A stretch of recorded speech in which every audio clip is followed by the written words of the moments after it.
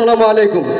প্রিয় উপস্থিতি, আজকে যাকে উদ্দেশ্য করে দোয়ার আয়োজন করা হয়েছে তিনি বাংলাদেশের আপসীন নেত্রী এবং মাটি ও মানুষের নেত্রী, যিনি দেশের কথা বলতে গিয়ে দেশের মানুষের অধিকারের আদায়ের লড়াই করতে গিয়ে শেখ হাসিনা স্বৈরাচারী শেখ হাসিনার প্রতিহিংসামূলক নির্যাতনে তিলে তিলে ওনার জীবনকে শেষ করে দিয়েছিলেন।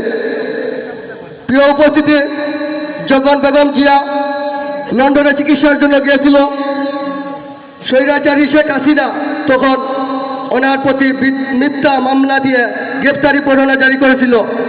শেখ হাসিনা ভেবেছিল বেগম জিয়া দেশে আসবে না, মানুষের পক্ষে কথা বলার আর শক্তি এই দেশে থাকবে না।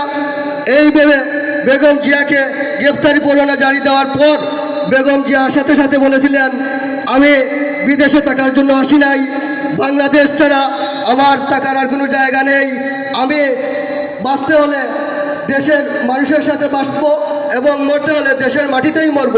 তিনি সাথে সাথে দেশে আসার সাথে সাথে শেখ হাসিনা তাই প্রতিহিংসামূলক মিথ্যা মামলার গ্রেপ্তারি পরোয়ানা দিয়ে বেগম জিয়াকে জেলে কারাবরণ করে এবং ওনাকে চিকিৎসা থেকে বিতরণ রাখে এবং সুচিকিৎসা না পেয়ে আজ বেগম খালেদা জিয়া দেশের 18 কোটি মানুষের নেত্রী, মাটি ও মানুষের নেত্রী, এই দেশের গণতান্ত্রিক অধিকার আদায়ের নেত্রী তিলে তিলে গুরুত্বপূর্ণ অবস্থায় এসেছেন।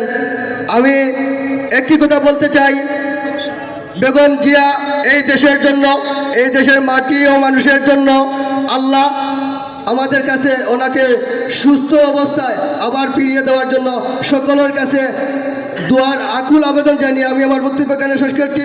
বাংলাদেশ জিন্দাবাদ, দেশনেত্রী বেগম খালেদা জিয়া, তরুণের অহংকার তারেক রহমান জিন্দাবাদ জিন্দাবাদ। আসসালামু আলাইকুম।